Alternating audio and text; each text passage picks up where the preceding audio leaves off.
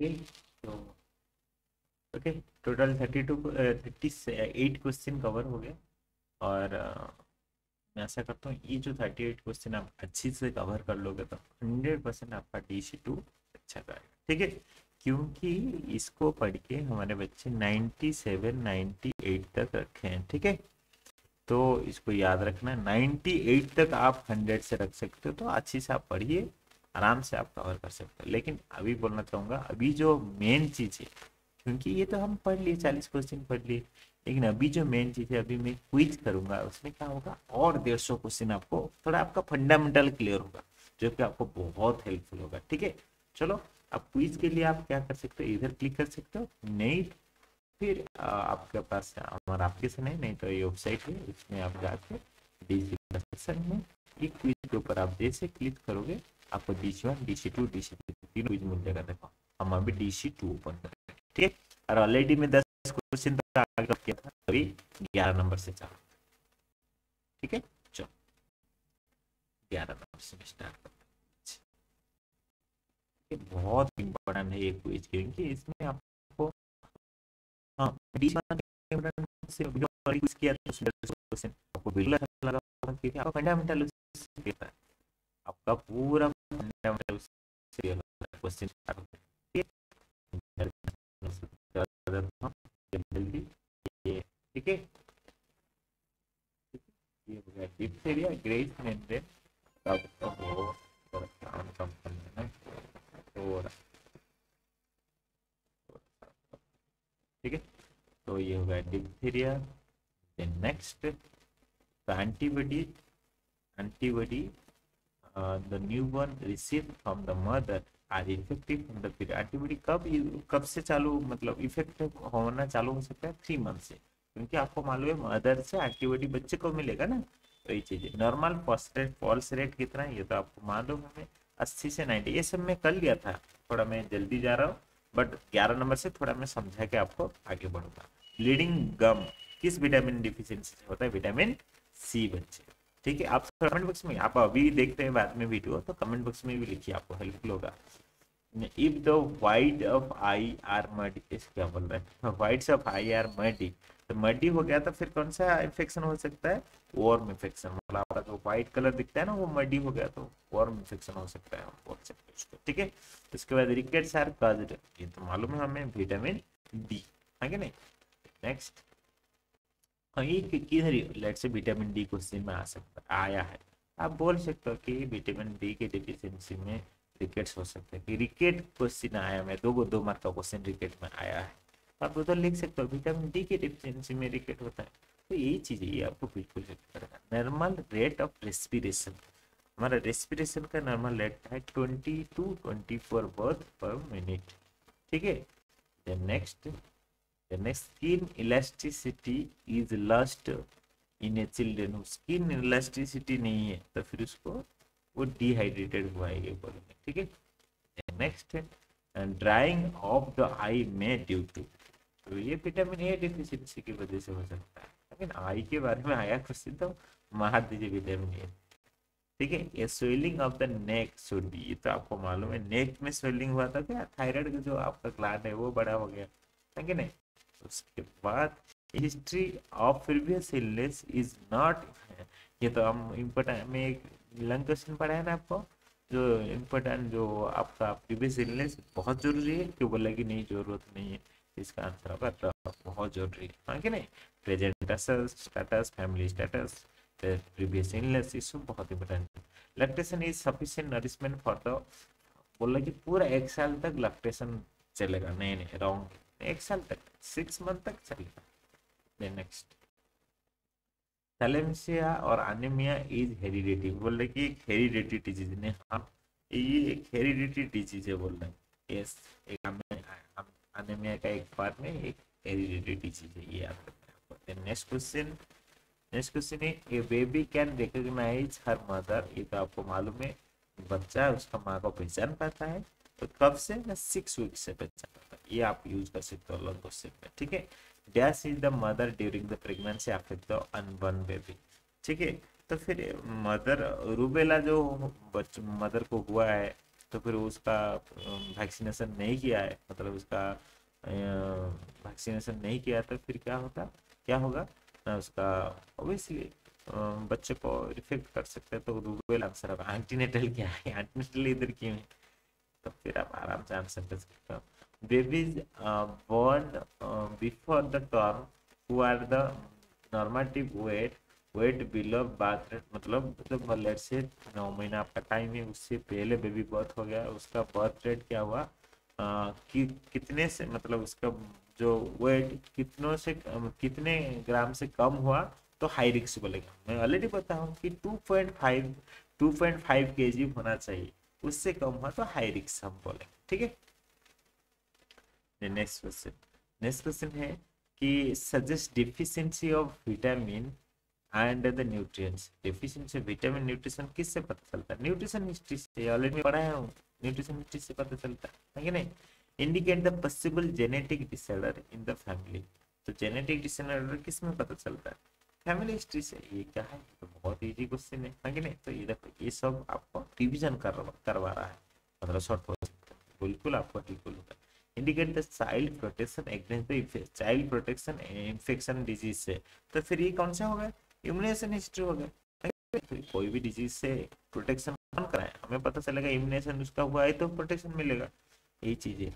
Indicate the milestone in child development में milestone किस में पता चलता है, तो ग्रोथ हिस्ट्री से पता चलेगा, हाँ कि नहीं। कौन सा माइलस्टोन, मतलब वो चल पा रहा है कितने टाइम पे, बात कर पा रहा है कितने 1.5 साल में बात कर पा रहा है कि नहीं, ये सारी चीज में ऑलरेडी पढ़ाया था, आप जाके ऊपर पहले तो आप पढ़ के आए होंगे। Toddler should not be breast feed, ये मतलब टडलर को नहीं करना है, ऐसे बोला है तो ऐसे नहीं है, तो फॉल्स होगा आंसर, है कि नहीं, सबको करना है।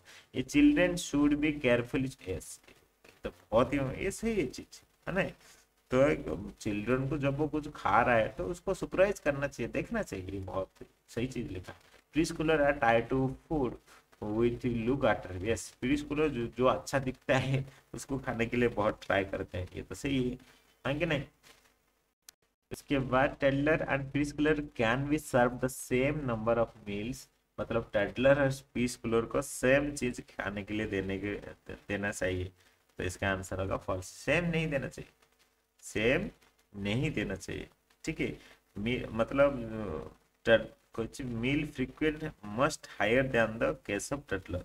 टडलर के प्री स्कूलर, देखो टडलर मतलब छोटा बच्चे को ज्यादा टाइम खाने के लिए देना चाहिए, और उसके बाद जो प्री स्कूलर हो गया उसको उससे कम थोड़ा देना चाहिए, क्योंकि छोटा बच्चे को ज्यादा टाइम खाना देना चाहिए।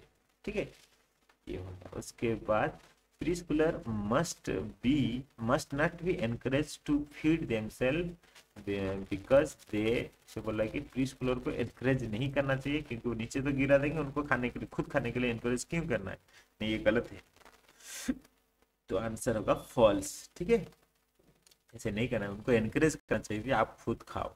उसके बाद good snacks for the pre Schuler, laddoos made from the wheat flour, बेसन, पीनट्स, स्पिनच पाउडर, मतलब कि ये है एक गुड स्नैक्स, यस, क्योंकि उसमें सारी चीज रहेगा ना, इसका आंसर है यस।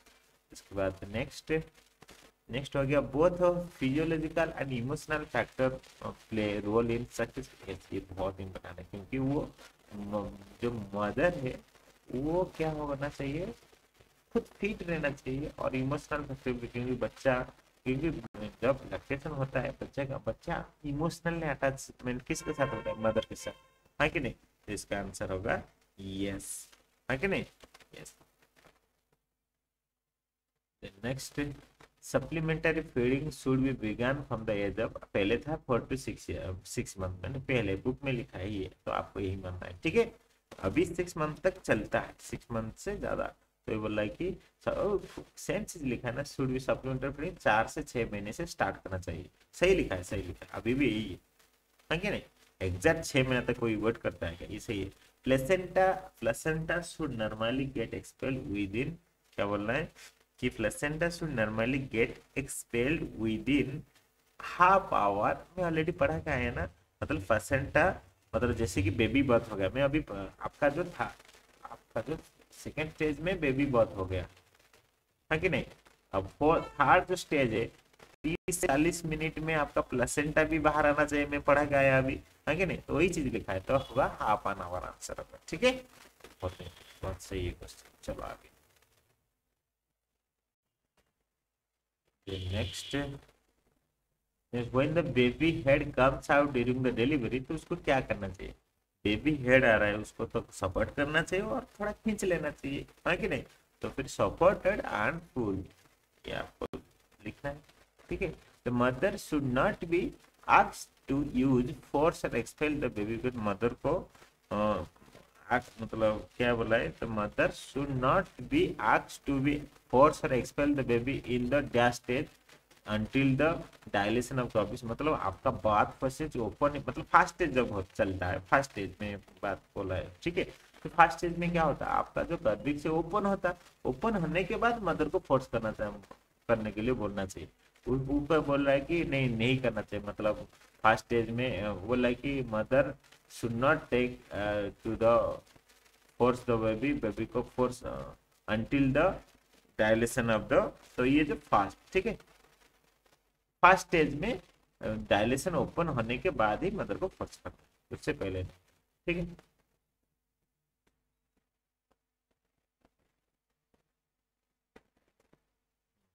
ठीक है, पूरा बात पैसेज ओपन होने के बाद ही ये करना है, ठीक, चलो अरे, तो उसके बाद क्वेश्चन ये होगा फास्ट, फास्ट जो स्टेज है, ठीक है, बाद आपका आ गया तो, ठीक है, बोल रहा है कि कंप्रोमाइज रेगुलर, ठीक है, labour comprise regular uterine contraction, मतलब लेबर क्या है, इसी का क्वेश्चन है, लेबर एक्चुअली जो रेगुलर कंट्रैक्शन एक्सपेंशन होता है ना, इसी को ही लेबर बोलते हैं, यूट्राइन कंट्रैक्शन एक्सपेंशन, वही तो पहला वाला आंसर होगा, ठीक है। Next question, swollen feet high and high blood pressure, swollen आपका पैर फूल जाना, हाई ब्लड प्रेशर, तो फिर ये है टैक्सीमा इंडिकेटर, ठीक है, टॉक्सीमा इंडिकेटर। नेक्स्ट क्वेश्चन, वाइजिनल ब्लीडिंग में पढ़ा क्या है, लास्ट ट्रिमेस्टर में ये होता है, ठीक है, तो फिर ये क्या है, तो ये है रस और पीएचसीआई हॉस्पिटल, मतलब आपको डॉक्टर के साथ कंसल्ट करना है, ऐसे प्रॉब्लम हुआ, ठीक है, ये आपको याद है, तो डॉक्टर के साथ कंसल्ट करना है। फूड एंड रफेज एडवाइस, मतलब फूड एंड रफेज एडवाइस कब देना चाहिए इस कंडीशन में, तो कॉन्स्टिपेशन, जैसे कि मतलब आपको मालूम है ना, कॉन्स्टिपेशन होता है तो फिर फूड मतलब रफेज जिस फूड में खाए उसको खाने के लिए बोलते हैं। Carbohydrate rich food advice, carbohydrate जिसमें ज्यादा है उसको खाने के लिए कब बोलते हैं ना, जब आपका मॉर्निंग सिकनेस होता है, ठीक है, तब।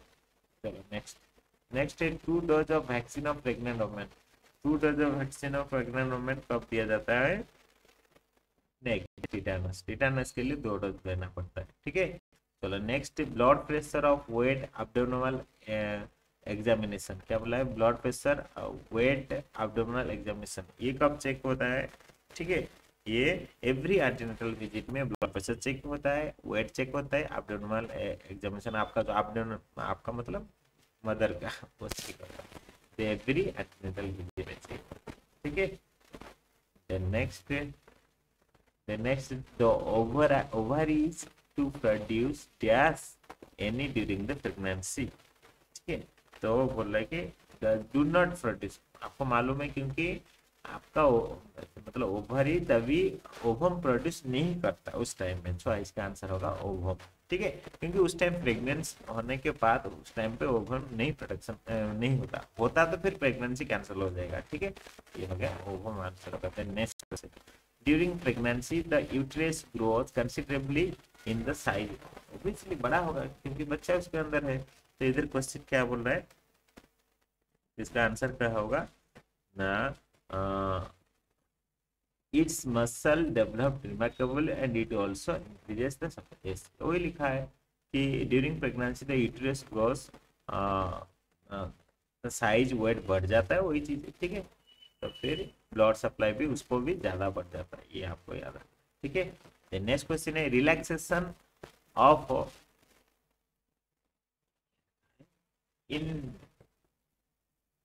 डाइजेस्टिव सोलिंग द डाइजेस्टिव, पहले relaxation of the digestive tract and showing the digestive activity during the pregnancy is likely result in, मतलब आपका जो डाइजेस्टिव ट्रैक्ट है उसमें आपका डाइजेस्टिव प्रोसेस स्लो हो जाता है, तो उसको उस सिचुएशन में आपको उसको क्या एडवाइस कर, मतलब उसको कौन सा बोलेंगे, तो उसको कॉन्स्टिपेशन सिचुएशन बोलेंगे, है कि नहीं? ठीक है, yes yes, good.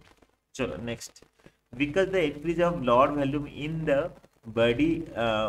Body during the pregnancy dash has to pump more blood, मतलब ब्लड वॉल्यूम कम हो गया तो फिर हम क्या करेंगे, ऑब्वियसली हार्ट करेंगे, है कि नहीं? आंसर, amniotic फ्लूइड बहुत इंपॉर्टेंट है, surrounded by the foetus protect from amniotic fluid को कोई भी इंजरी हुआ ना उससे बचाएगा, क्योंकि बच्चा उसके अंदर है, फ्लूइड के अंदर तैरता है ना, तो फिर कोई भी एक्सीडेंट हुआ तो कुछ इतना डैमेज नहीं होता, ये होगा उसका आंसर। ये नेक्स्ट कितना है, the increased amount of hormone estrogen and progesterone produced in the body during the pregnancy help in the growth of, मतलब ये जो हार्मोन प्रोड्यूसन होता है ये किस में हेल्प करता है, तो इसमें ये बेसिकली यूट्रस और, ठीक है ठीक है, मतलब तो किसका, यूट्रस का भी ग्रोथ में हेल्प करता है और ब्रेस्ट का भी ग्रोथ में हेल्प करता है, ये आपको याद रखना है, ठीक है, जो ये जो हार्मोन प्रोडक्शन हुआ उसके लिए हेल्प करता है। चलो यार आगे जाएंगे, the last menstrual period of Shweta who is pregnant had begun at 10th March and therefore her EDD is in 17th November, answer true or false, ठीक है, इसका आंसर ट्रू होगा ना फॉल्स होगा, ना फॉल्स होगा, क्योंकि 17 नवंबर नहीं 17 दिसंबर होना चाहिए, हाँ कि नहीं, 17 दिसंबर होगा, नवंबर नहीं होगा, क्योंकि 10th मार्च हुआ तो फिर 17 दिसंबर होगा, ठीक है, आंसर होगा 17 दिसंबर।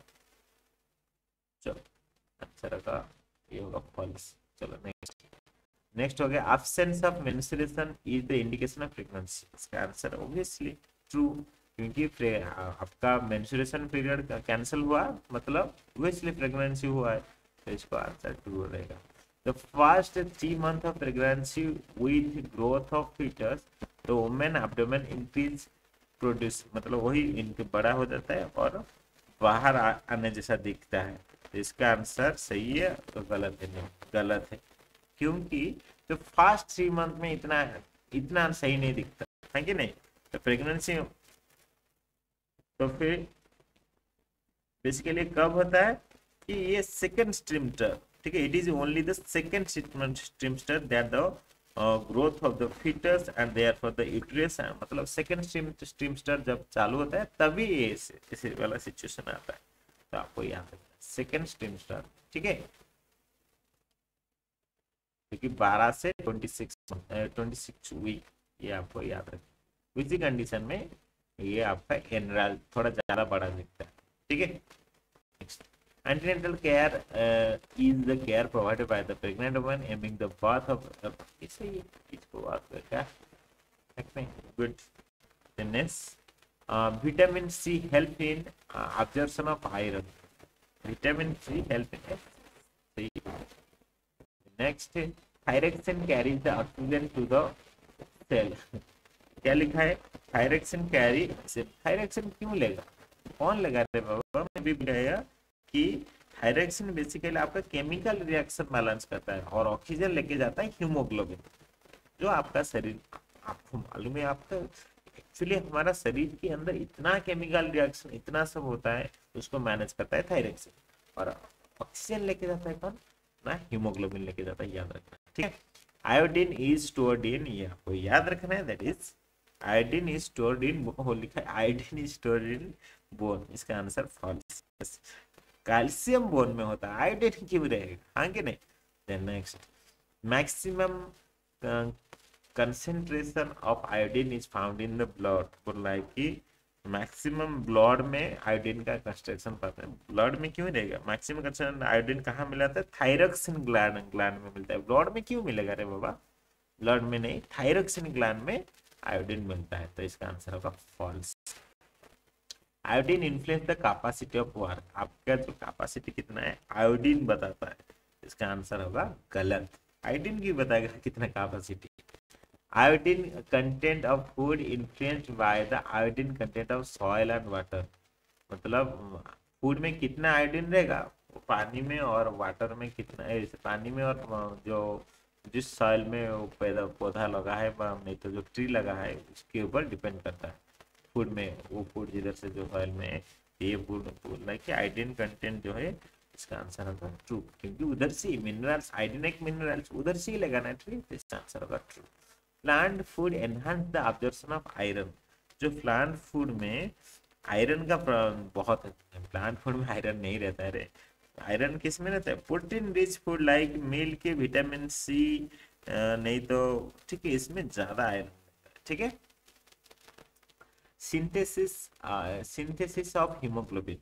सिंथेसिस ऑफ हीमोग्लोबिन मतलब हीमोग्लोबिन आए तो आप आराम से आयरन मार सकते हो, क्योंकि हीमोग्लोबिन के अंदर आयरन है, याद रखना है, इसलिए वो रेड दिखता है, इसलिए ब्लड रेड दिखता है। पोर यूटिलाइजेशन ऑफ थायरक्सिन। आपका थायरक्सिन का पोर यूटिलाइजेशन हुआ तो फिर क्या हो सकता है ना, क्या लिखा है, goitrogens present in cabbage and cauliflower, poor utilisation of thyroxine. ठीक है, क्या लिखा है, पोर यूटिलाइजेशन ऑफ थायरक्सिन। तो फिर ओके थायरक्सिन में आ गया, मतलब आप गोइटर ग्लैंड मतलब आपका जो, ठीक है इसको मार के जा सकते हो। ठीक है, चलो next, next synthesis of thyroxine अभी तो गया, अब वो आई डिड थायरक्सिन गया वो। Okay okay, storage of oxygen in the muscle, storage of oxygen in the muscles, iron containing complex. ठीक है, the next bananas, potatoes, lemon, that is contains large amount of potassium, याद रखना। ठीक है, the next question, dash is the principal source of sodium and chloride in our diet, है ना। तो sodium and chloride का दैट इज कॉमन सेल, हमारे cell में सोडियम ही रहता है, सोडियम क्लोराइड इसका नाम है ना, आप आराम से लिख सकते हो। Then chloride is present in the dash are the sodium chloride in the dash in the potassium chloride. ठीक है, तो फिर वही लिखा है कि chloride is present, chloride is present extracellular fluid as the sodium chloride and in intracellular। देखो पहले तो ये छोड़ो, एग्जाम में क्वेश्चन आ सकता है कि what is extra cellular fluid, what is intra, ये क्या है ये। ठीक है, एक्स्ट्रा मतलब आपका सेल के बाहर जो फ्लूइड होता है इसको एक्स्ट्रा बोलते हैं, और इंट्रा मतलब सेल के अंदर जो फ्लूइड होता है, ये आपको याद रखना, इतना रखिए। ठीक है, ये क्लोराइड आपका एक्स्ट्रा में रहता है और सोडियम क्लोराइड आपका इंट्रा में रहता है। ठीक है, ये आप याद रख सकते हैं। चलो नेक्स्ट,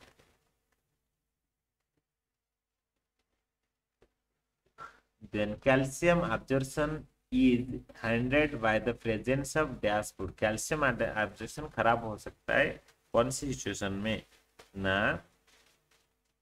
ठीक है ना, इनहिबिटर्स इन फूड। ठीक है, चलो नेक्स्ट, नेक्स्ट है the minerals and dash are the present in the largest amount in our body. Minerals है और उसके साथ कैल्शियम फास्फोरस भी है हमारे शरीर में, वही लिख सकते हो। ठीक है, विटामिन के को कौन सा विटामिन को बोला जाता है ना, एंटी ब्लीडिंग बोला जाता है, ये याद रखते हैं। Presence of dash and dash aid of observation fat soluble, मैं ऑलरेडी बोला हूँ, बोला कि present of dash and dash aids in the observation में जो है जो कि फैट सोल्यूबल है, इनमें से कौन है, that is fat and bile, fat and bile ये फैट सोल्यूबल। ठीक है, रॉड्स ऑफ रेटिना इसेंशियल, मैं ऑलरेडी बोला हूँ, रॉड किसके लिए, जो रॉड है जो आपका आंख में जो रॉड सेल है, आरओडी रॉड सेल है, वो डीम लाइट को सेंसिटिव है, ये आपको याद रखना है। ठीक है, rods are sensitive to dim light. ठीक है जी, और कौन सा ब्राइट लाइट, ये याद रखना है, ये रॉड सेल रहता है और कौन सेल रहता है, रॉड सेल डीम लाइट और cone cell bright light.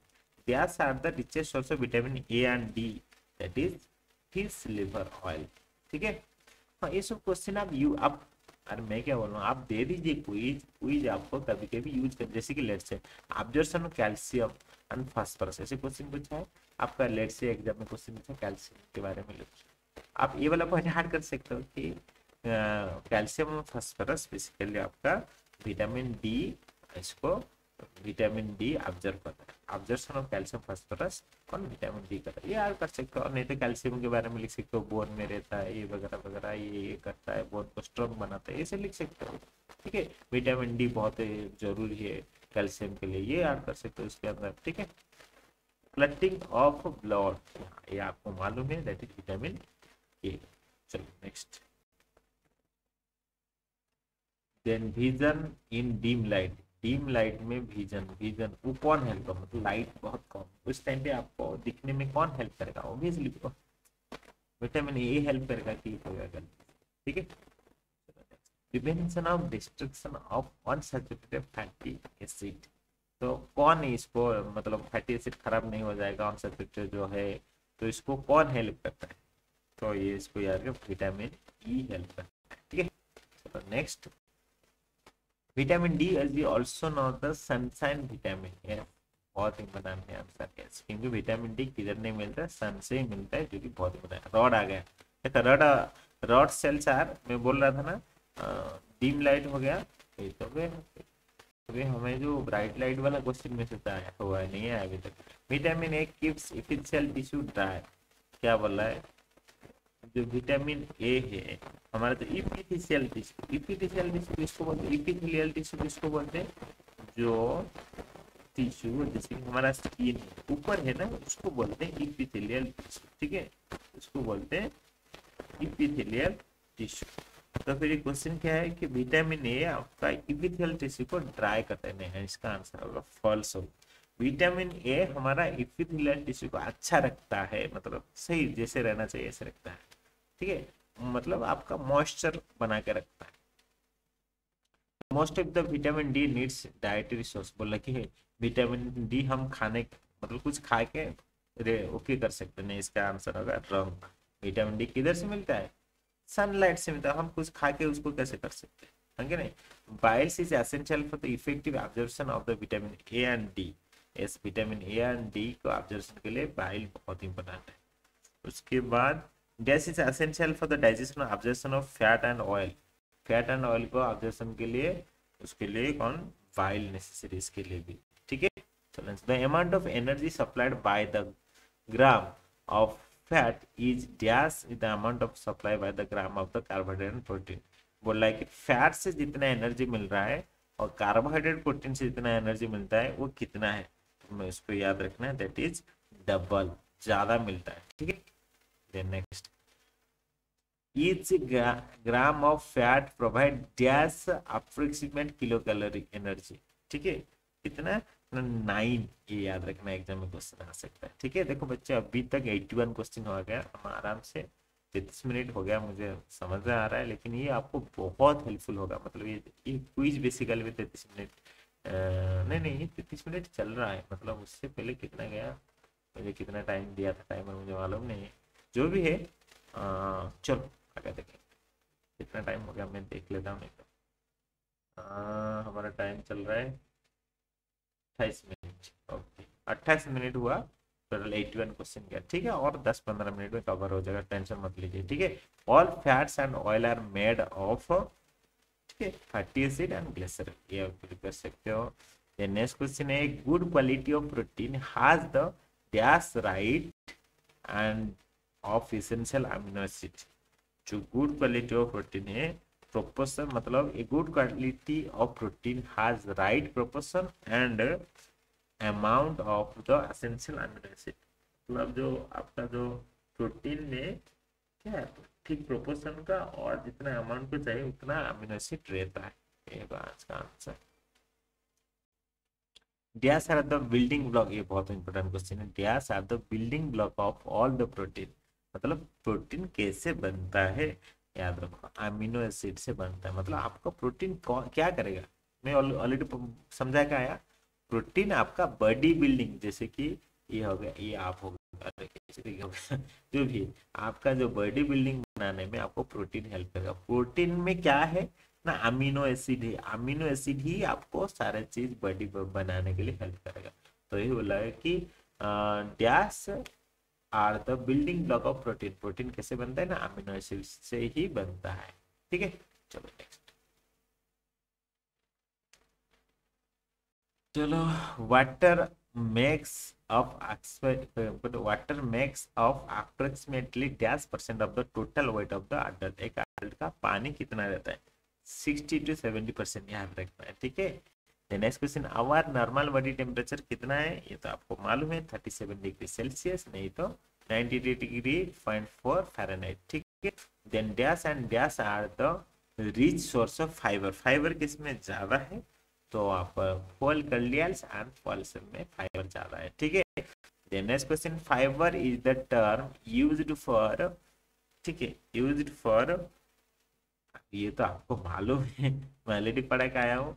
Fibre मतलब आपका हो गया नॉन अवेलेबल कार्बोहाइड्रेट, है कि नहीं, ये आपको मालूम होना चाहिए। आज सेलुलोज, सेलुलोज जैसा ये नॉन अवेलेबल कार्बोहाइड्रेट। ठीक है, चलो नेक्स्ट, अवेलेबल कौन सा हो गया, प्रोटीन हो गया आपका, फैट हो गया आपका, कार्बोहाइड्रेट हो गया, ये सारी चीज मतलब प्रोटीन फैट हो गया आपका अवेलेबल कार्बोहाइड्रेट। ठीक है, dash and dash are the term are the refined cereals. Refined cereals किसको बोलेंगे बच्चे ना, आपका मैदा एंड सूजी। ठीक है, next, 1 gram of carbohydrate provides approximately dash kilo calorie. Carbohydrate 1 ग्राम कितना kilo calorie, 4 kilo calorie. Protein हो गया आपका 9 किलो कैलोरी, और सॉरी फैट हो गया 9 किलो कैलोरी, कार्बोहाइड्रेट हो गया आपका 4 किलो कैलोरी, आपको याद रखना है। ठीक है, next question, dash and dash are the major source of carbohydrate in our diet. Carbohydrate हमें ज्यादा किधर से मिलता है, ठीक है, कार्बोहाइड्रेट हमें कार्लियल्स एंड शुगर से मिलता है, ये आपको याद रखना है। चलो, क्लिक नहीं हुआ, ठीक है, कार्लियल शुगर से मिलता है। तो principal site of carbohydrate digestion is, carbohydrate किधर ज्यादा डाइजेशन होता है, ये आपको याद रखना है, दैट इज स्मॉल इंटेस्टाइन। आपका जो स्मॉल इंटेस्टाइन है ना, उधर ही कार्बोहाइड्रेट ज्यादा डाइजेस्ट होता है। The acceptance of particular food by the person who depend on the social cultural and dash econ, मतलब कौन सा फूड वो खाएगा, किसके ऊपर वो डिपेंड करता है, ये है क्वेश्चन। ठीक है, तो वो साइकोलॉजिकल फैक्टर के ऊपर डिपेंड करता है। ठीक है, dash is the process whereby the nutrient move from intestine to bloodstream. कौन सी प्रोसेस में जाता है जो कि न्यूट्रिएंट इंटेंसाइन टू ब्लॉस्ट्रीम तक जाएगा, ये प्रोसेस को क्या बोलते हैं, इसको बोलेंगे हम क्या, ऑब्जर्वेशन। क्योंकि इंटेंसाइन जब आप लार्ज इंटेस्टाइन स्मॉल इंटेस्टाइन इधर से ही जाएगा ना फूड, तो इसको बोलेंगे observation. Nutrition balance only be achieved by the supplying all nutrition in the correct amount and proportion. ये सही है, ये सही ढंग से आप सारी चीज आप दोगे तो फिर पूरा जो भी जितना न्यूट्रिएंट चाहिए शरीर को उतना मिलेगा। Vitamin and minerals are dash and dash function, protective and regulatory function. Vitamin और मिनरल्स हमें प्रोटेक्ट करेगा और रेगुलेटरी करेगा, ये तो आपको मालूम है। Energy giving food are rich in carbohydrate और क्या लिखा है, energy giving food are rich in, ठीक है, तो रिच इन, और इधर कुछ लिखना था शायद, हाँ, कार्बोहाइड्रेट एंड, और ऐसे लिखा है शायद, इसका आंसर होगा फैट। हाँ कि नहीं, एनर्जी गिविंग हमें कौन, मैंने एनर्जी कौन देगा, कार्बोहाइड्रेट देगा, फैट देगा, हाँ यही तो हम पढ़ के आए, हाँ कि नहीं, एनर्जी हमें कौन देगा, चलो दिखा दे, फिर से याद दिला देता हूँ। एक हो गया कार्बोहाइड्रेट, एक हो गया फैट, एक हो गया प्रोटीन। प्रोटीन हमारे बॉडी बनाने के लिए हेल्प किया। कार्बोहाइड्रेट हमें कितना दिया, 4 किलो कैलोरी, किलो कैलोरी, ठीक है, किलो कैलोरी दिया एनर्जी पर 1 ग्राम में, है कि नहीं, और फैट हमें 9 किलो कैलोरी दिया पर 1 ग्राम में। ठीक है, ये आपको मैं अभी पढ़ा गया वही चीज लिखा है, तो कार्बोहाइड्रेट और फैट होगा आंसर। तो रिकेट्स आ गया, विटामिन डी मार दीजिए और पढ़िए मत, ठीक है, एंटीनेटल का नहीं, सॉरी पढ़ना है आपको, ठीक है, क्योंकि आप लॉन्ग क्वेश्चन लिख रहे हो, नहीं कॉम्पिटेटिव होता तो डायरेक्ट मार देते। एंटीनेटल क्या है, इतना अच्छे से पढ़ाया गया है हमें, इसका आंसर होगा ट्रू, है कि नहीं, हाँ एंटीनेटल कर इसको ही बोलते हैं। ब्लड क्लॉट विटामिन के ऑलरेडी पढ़ा के आया हूँ, ठीक है। What is the main source of vitamin D? Sunlight, ये भी पढ़ा के आया हूँ, ठीक है। तो what is the vitamin make bone strong? Bone strong, ये भी विटामिन डी, ये सब आप यूज कर सकते हो, ठीक है। उसके बाद ही कॉन्स, ही क्या, द कॉन्स, हाँ अब आया, ये द होगा, ठीक है, टी एच, द, कौन सा, रॉड होता है, मैं बोला था डीम लाइट, रॉड सेल आंख में जो है उसको डीम लाइट को रेस्पॉन्ड करता है, कौन सेल ब्राइट लाइट को रेस्पॉन्ड करता है, तो ब्राइट होगा। तो ऐसे याद रख लीजिए, आर डी सी बी, ये सी बी पास वाला याद रख लीजिए, ये अच्छा होगा, सी बी, ओहो सी बी होगा तो फिर आर डीम लाइट होगा, ये भी आर डी हो गया। ऐसे भी कुछ याद रखते क्योंकि एग्जाम में आप यूज कर सकते हैं, आंख के बारे में पूछा था, इसका आंसर होगा bright light. While rods are sensitive, rods तो हम ऑलरेडी बोल के आए, dim लाइट, ठीक है। तो retina has two kind of cell, हाँ रॉड भी है कौन में, वही तो बोल रहा था, है कि नहीं। तो which vitamin plays the important role in maintaining normal vision? obviously vitamin A हमारा नॉर्मल विजन करने में हेल्प करता है। तो process of movement of digestion food, इसको ही बोलते हैं ऑब्जर्वेशन, न्यूट्रिशन टू, हाँ डाइजेशन फूड हमें आपका जो स्मॉल इंटेस्टाइन से नहीं तो लार्ज इंटेस्टाइन से जाएगा किधर, आपका पूरा हर जगह सेल को जाएगा, इसको ही बोलते हैं हम क्या है, digest, observation. Secretion of the pancreas is known as, pancreas में पैनक्रियाज जूस निकलेगा, ये तो ऑलरेडी में पढ़ा है आपको। तो secretion of the liver, liver में बाइल निकलेगा, है कि नहीं। चलो और आगे, तो आपका जो खाने चबाने मतलब च्यूइंग करने के बाद, ठीक है, तो फिर उसको इसोफाग, वो बोले कि ट्यूब लाइक जो स्ट्रक्चर से खाना देते हैं उसका नाम क्या है, इसोफागस है, ठीक है, ऑलरेडी में पढ़ा है आपको। डाइजेस्टिव जूस प्रेजेंट इन किस में, तो इसलिए digestive juice present in gastric juice, digestive juice present in the stomach is called, stomach में जो जूस रहता है उसको हम गैस्ट्रिक जूस कहते हैं, है कि नहीं। इंटेस्टाइन में इंटेस्टाइन जूस रहता है। Which of the following is not a dimension of health, health का physical dimension, mental dimension, social dimension, spiritual dimension, vocational dimension, scientific dimension कुछ नहीं है हेल्थ का, ये होगा रॉन्ग, है कि नहीं।